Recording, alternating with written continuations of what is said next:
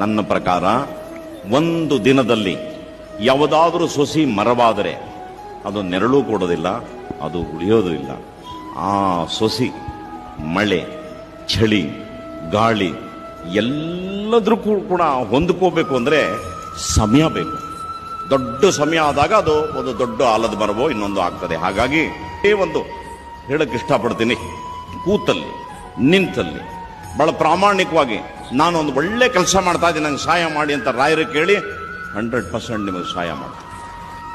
ರಾಯರು ಕೊಡೋದು ಮಾತ್ರ ಶ್ರಮಜೀವಿಗಳಿಗೆ, ಶ್ರದ್ಧಾವಾನ್ಗಳಿಗೆ, ಜೀವನವನ್ನು ಅರ್ಥ ಮಾಡಿಕೊಂಡವರಿಗೆ, ಜೀವನದ ಒಂದು ಗುರಿಯನ್ನು ಇಟ್ಟು ನಡೆಯೋರಿಗೆ. ಕೂತಲ್ಲೇ ಕೂತು ರಾಯರೇ ನನಗೆ ಕೊಟ್ಬಿಡು ಅಂದ್ರೆ ರಾಯರು ಕೊಡೋದಿಲ್ಲ. ರಾಯರು ಆಶೀರ್ವಾದ ಮಾಡಿದ್ರೆ ಯಾವ ಥರ ಮಾಡ್ತಾರೆ ಅಂದರೆ, ನಿಮಗೆ ಒಂದು ಗುರಿ ಹುಟ್ಟುತ್ತೆ ಮನಸ್ಸಿನಲ್ಲಿ, ಒಂದು ರಾಜ ನಡೆ ಸಿಗುತ್ತೆ. ಮುಂದೆ ನಡ್ಕೊಂಡು ಹೋಗ್ಬೇಕಾದ್ರೆ ಯಾವ ಅಡೆತಡೆ ಇಲ್ಲದೆ